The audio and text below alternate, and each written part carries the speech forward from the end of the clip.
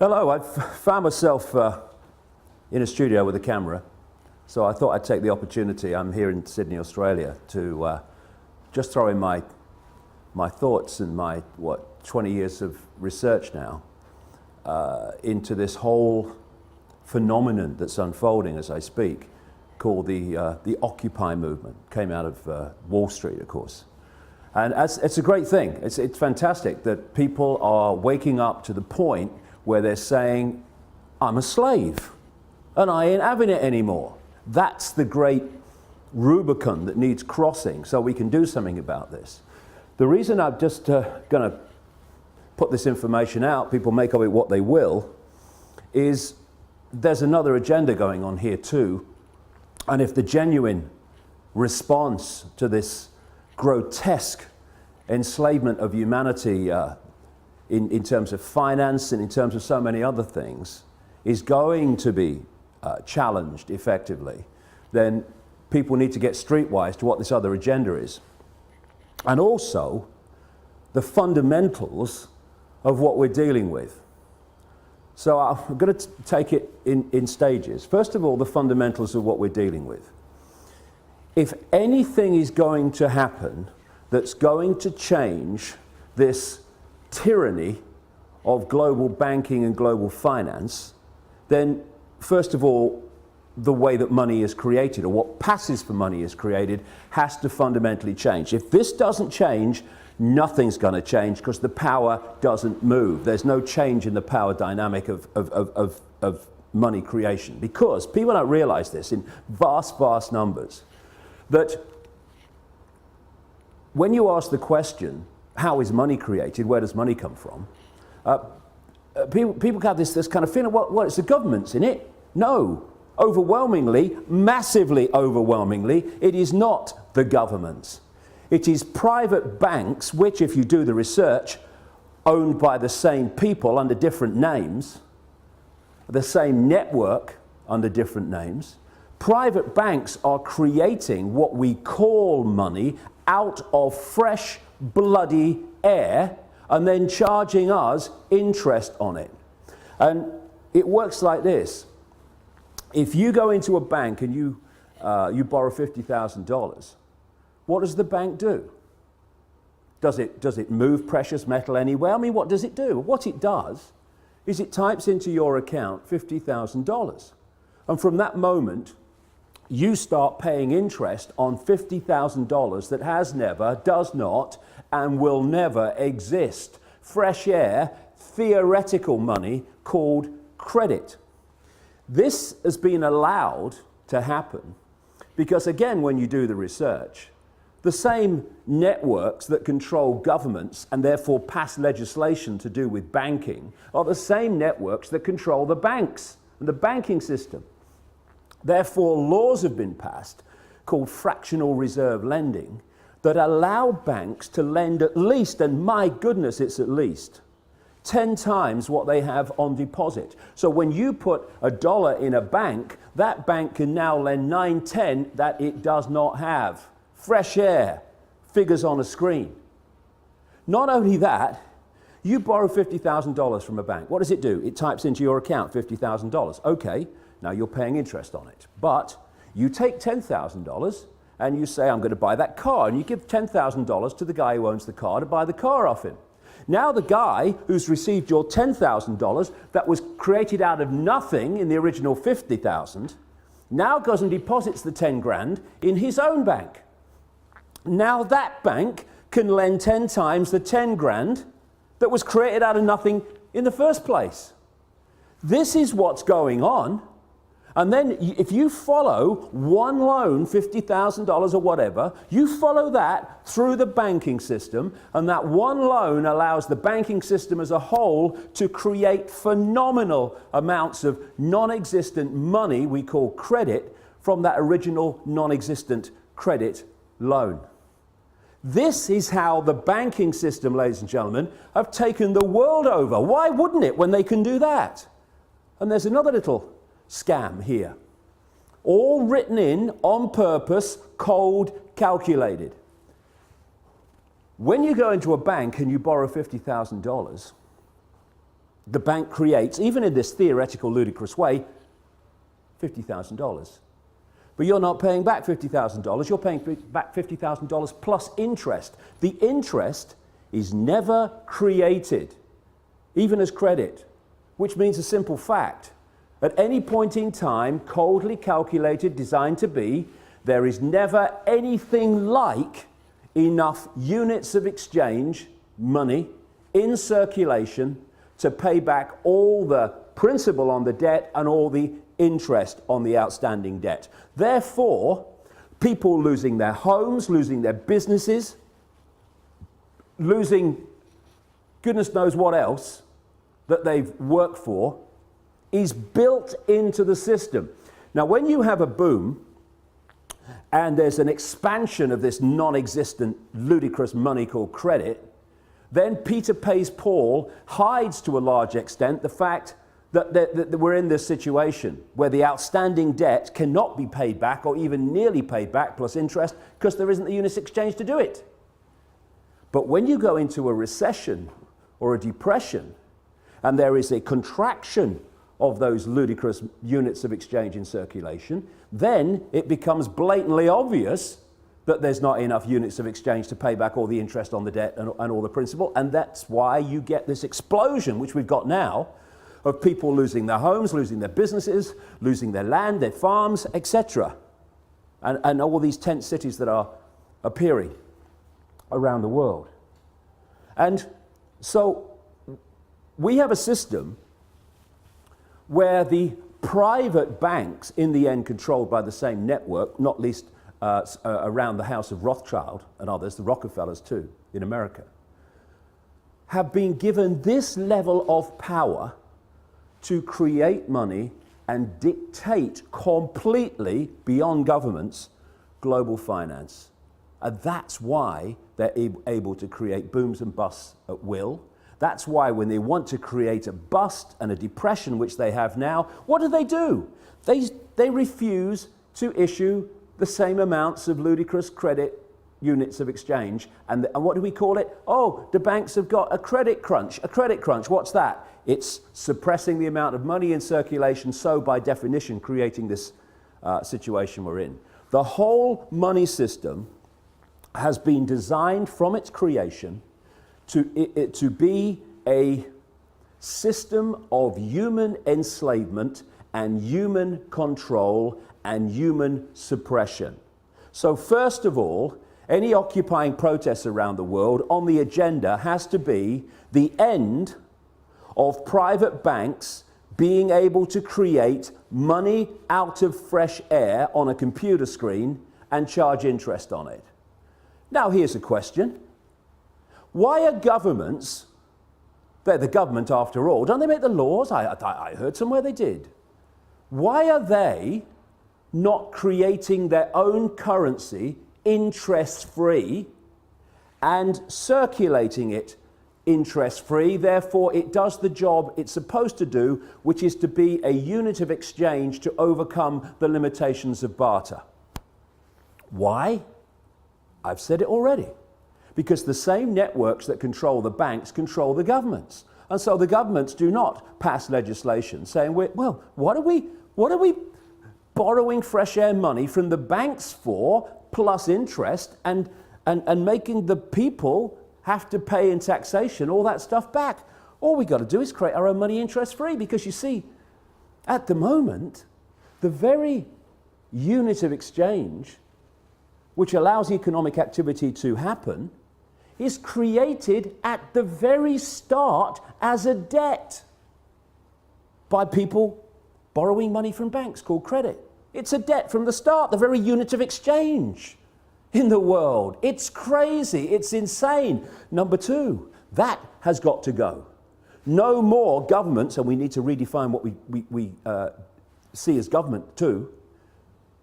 No government borrows money at interest from private banks.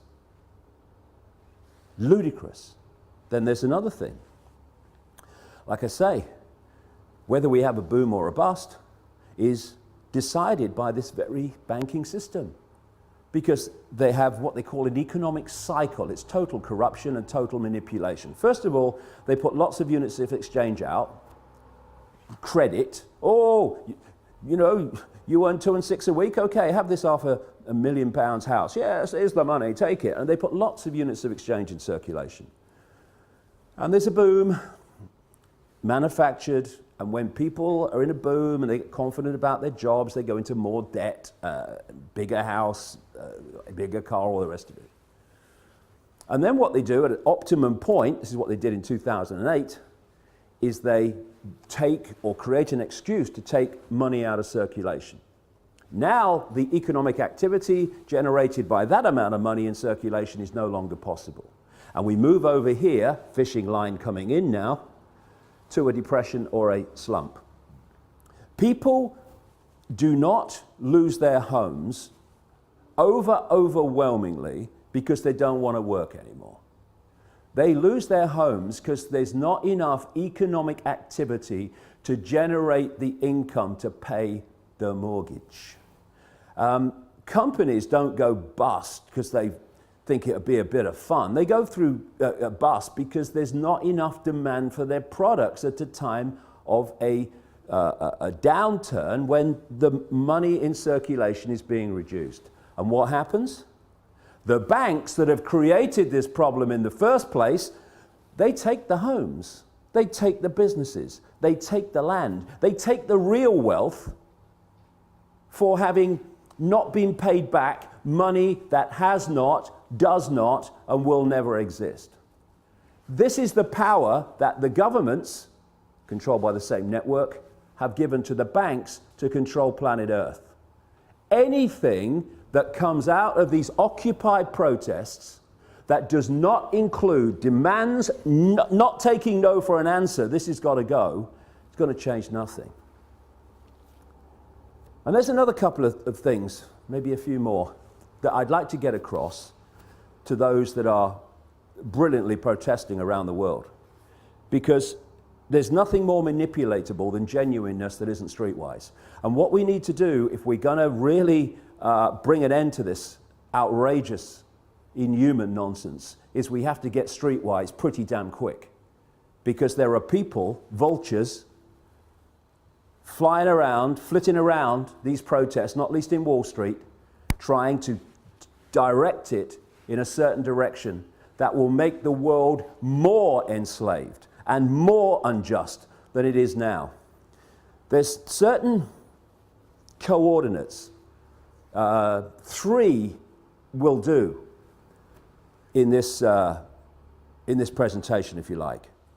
1, where does this network behind the banking system and behind governments and behind the transnational corporations, where does it want to take us? Okay? Well, simple. It wants total control over the entire human race, mentally, emotionally, physically, and financially. And to do that, and there's a few, compared with the 7 billion global population, there are a handful of people at the core of this in full knowledge of what they're doing. They have to constantly centralize decision-making.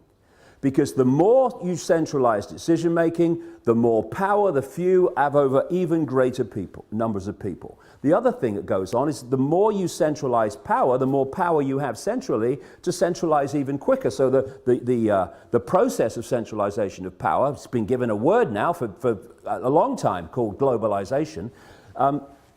This can move quicker and quicker and quicker through this process of centralized power, more power to centralize even quicker. What they want to create, I've been writing about this now for nearly 20 years, is they want a world government that would dictate all laws, apart from a few local things. All the major laws will be dictated by this world government, just as the European Union dictatorship now dictates something like 75% of the laws that are passed in Britain. They want a world government then that would dictate to everybody on the planet.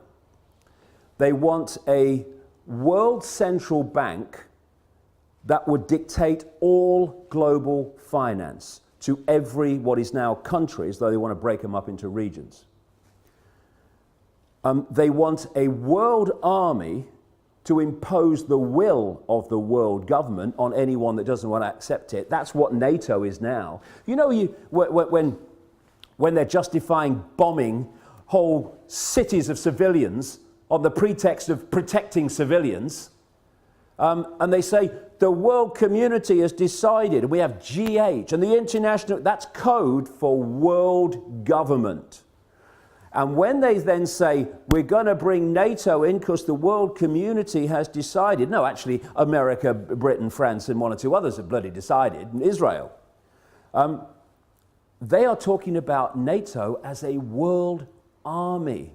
The idea of this structure, where they want to take us, is to have a world government that says, these people, or this group, this, what is now a country, is not accepting our diktats, send the boys in. And that's what we've seen in Libya. That's what they're trying to bring in Syria. That's what we're seeing increasingly around the world. The international community has decided, send the boys in. NATO, de facto world army. International community, G8, de facto world government. We're seeing it being moved into place. They want a world single electronic currency that would replace all other currencies. No more cash. So now you go into a shop or something, you hand over electronic money, a credit card. The computer says, no, won't accept your card. You least now, still, although it's going out of circulation at an extraordinary rate, you can still say, okay, I'll pay cash. What about when there's no cash and that computer says no to your credit card or your microchip as it's designed to be eventually? That's deciding if you purchase or not. It's all about control. And so they want this world currency, and that's what we're seeing in Europe now. People say, oh, the euro's not working. Look. No, it's not. And you know why? Because it's not supposed to work. It's just a stepping stone.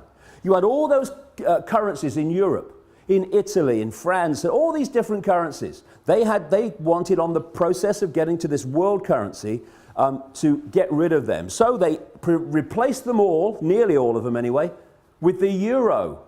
Now all those currencies in one fell swoop gone.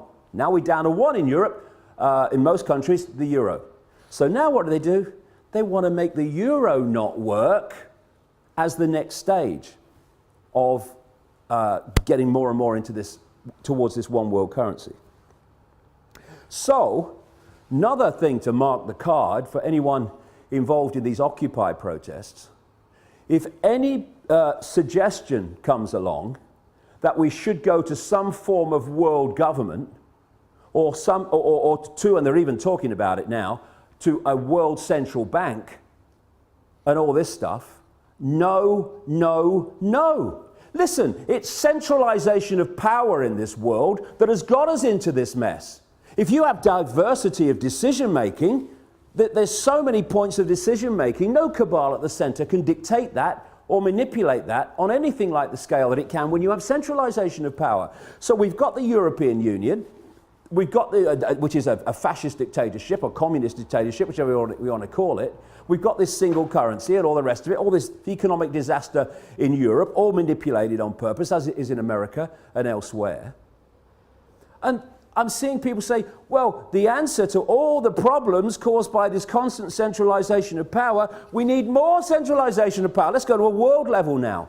And yet, as I've shown in my books for 20 years, this is exactly what the plan has been all along. And if we're not very, very careful,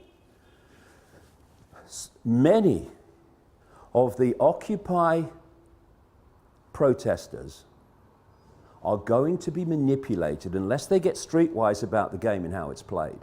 They are going to get manipulated into accepting, even demanding, a solution to a problem that is going to make the problem even worse and the enslavement of humanity even more extreme.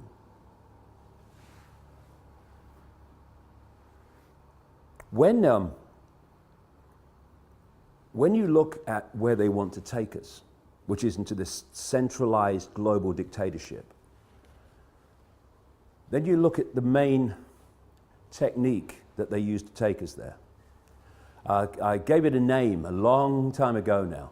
Problem, reaction, solution. Dead simple, devastating.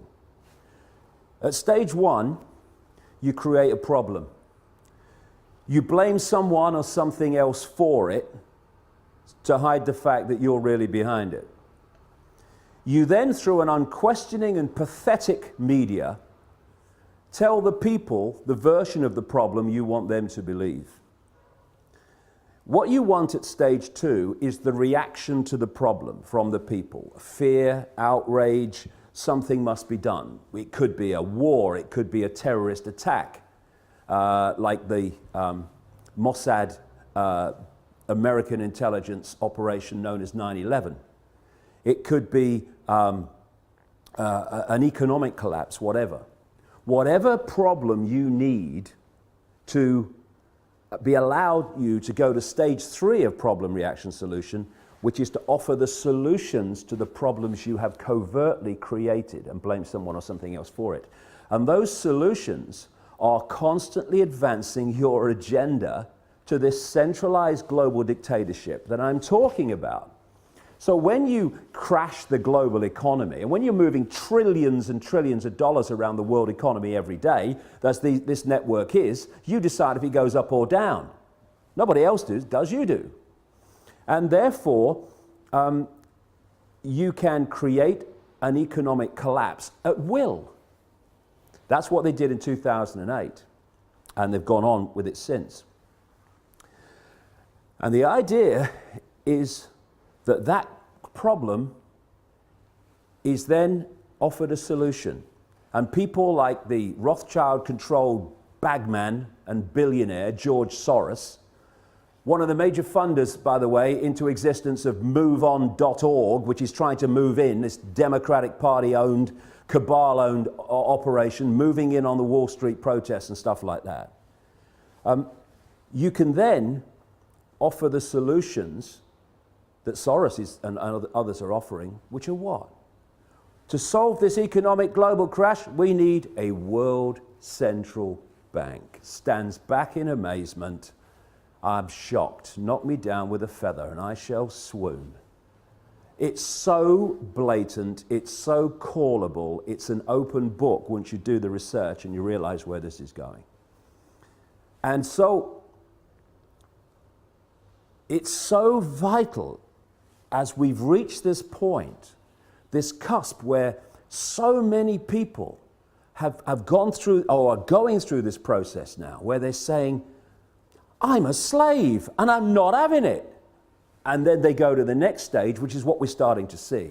It's so important that they don't allow themselves to be pawns, genuine pawns, unknowing pawns, but pawns all the same, in a manipulation that then takes us on to the next stage of an even greater financial and human enslavement than we've had up to this point.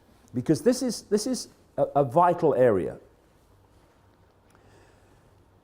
It's vital not to get focused and obsessed with corporations and banks and all that stuff. It's about control. It's about human control. And the form it takes doesn't matter to these people. They just want the form that brings most control. Now, in the process of doing this, they've reached a point where the control has been going on through a banking system, private banking system, controlled by these families and their networks, and through corporations controlled by the same families and these networks. I mean, I keep seeing people say, we must have an end to capitalism. We don't have capitalism. We have cartelism. It's like J.D. Rockefeller said, competition is a sin. We have an oil cartel, a pharmaceutical cartel, a biotech cartel, on and on it goes. And these are the cartels of these families. This is how they control and dictate at this point. But they want to go to the ultimate level of human control, where they don't have corporations so we know them anymore. And so if we can get caught in, yeah, get rid of the corporations, I'm all for that. But the question is, to be replaced by what? And this is the structure they want.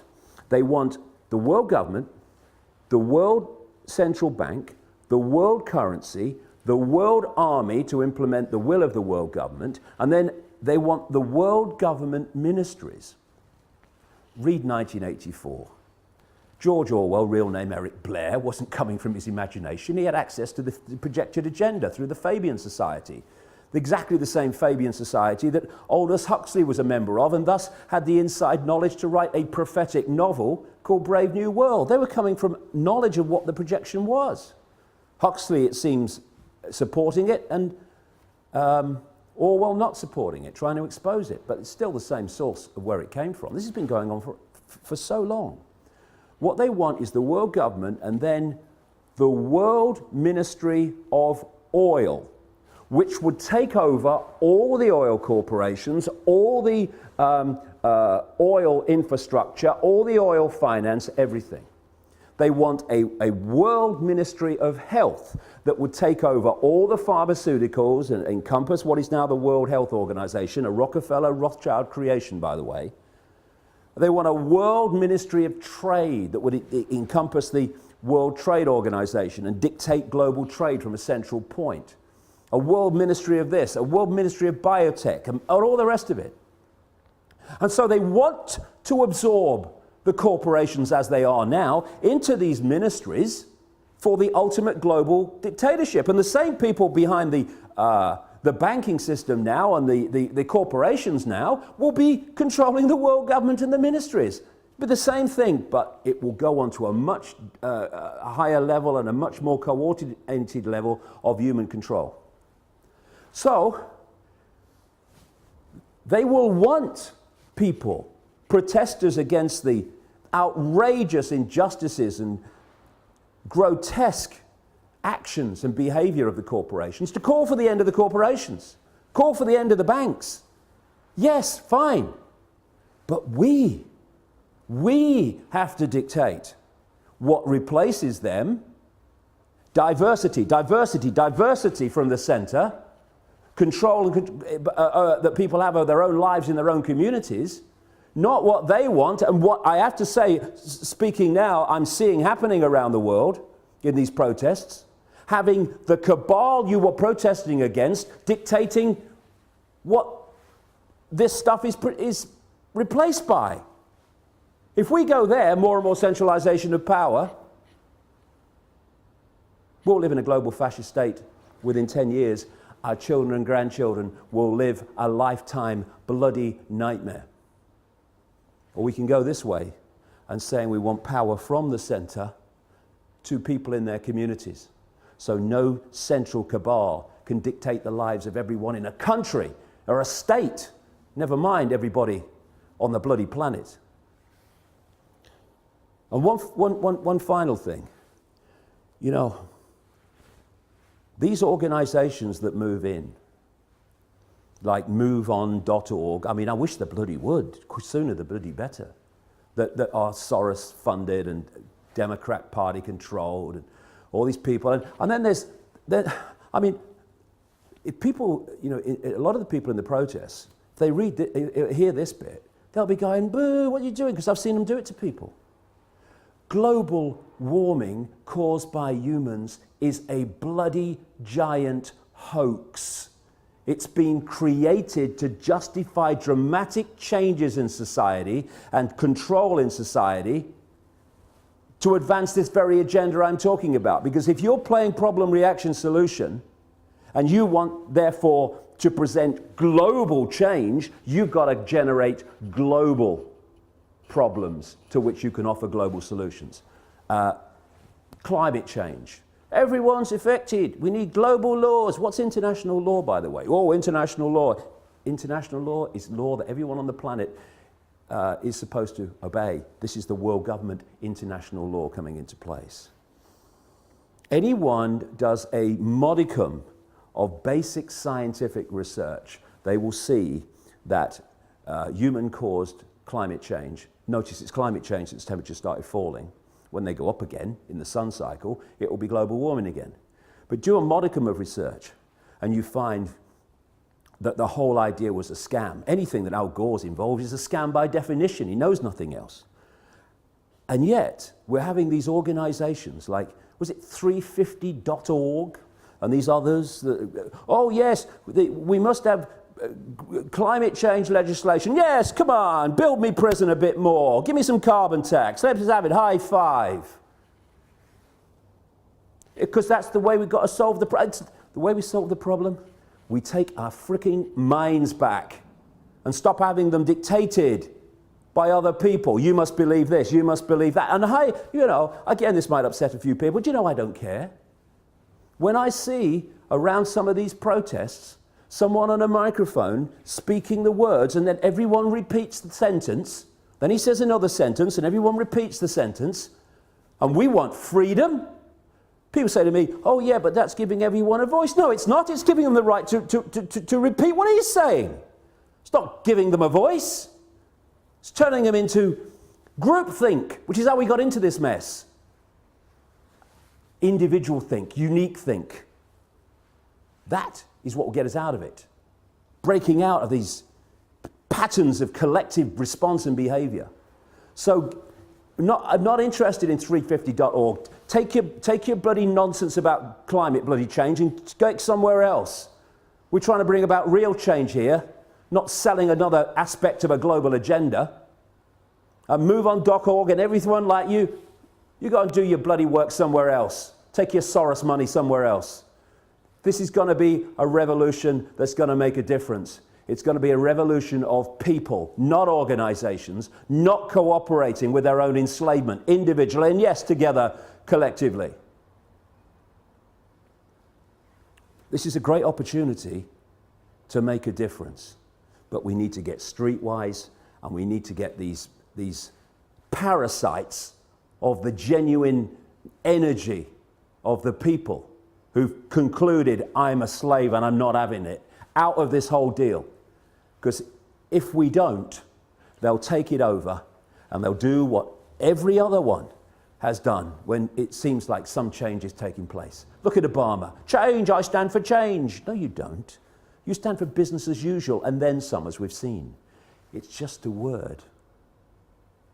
Real change happens in changing real lives, not in spouting the fricking syllables change or change. One syllable, two syllable, one syllable. It doesn't bloody matter, does it? Because when Obama says it, it could be 50 bloody syllables. Nothing's going to change for the better because he ain't there to do that. So we have to do it. Come on, let's go.